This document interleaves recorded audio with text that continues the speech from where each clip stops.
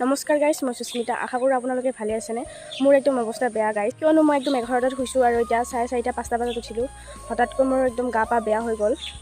বতৰ বেয়াই নে কিবা হ'ল গমেই নাপালোঁ। একদম আগতে জ্বৰ উঠিছে, তাৰপিছত দাঁত বিষ, এটা চকু বিষ, এনেকুৱা পূৰা উঠিছে।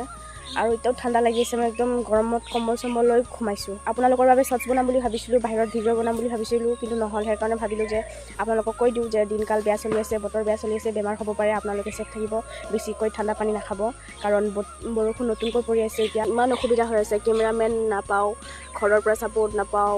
যিখিনি মই ভাবোঁ যে এইখিনি কৰিম বুলি, কিন্তু নহয়। ষ্টেণ্ড পাত ভাঙি এনেকুৱা ফ্ৰেণ্ড নাই গাঁৱত। ছোৱালী ক'ব গ'লে মই অকলে আছোঁ। ছোৱালীবোৰো মোৰ লগত ফ্ৰেণ্ড নহয়, কাৰণ মই ভিডিঅ' বনাওঁ বুলি। যিজন কেমেৰামেন আছে তাৰো স্কুল আছে, দেৰিকৈ আহি পিনি তাৰো কাম থাকে। আপোনালোকে প্লিজ গাইজ, যিখিনি ভিডিঅ' আপোনালোকৰ তাত যায় মোক ছাপৰ্ট কৰি দিব। এনে স্ক্ৰিপ্ট নকৰি বহুত কষ্ট কৰি আছোঁ আপোনালোকৰ বাবে। ময়ো এটা অসমৰ ছোৱালী, মোকো আগবাঢ়িবলৈ সুযোগ দিয়ক এটা।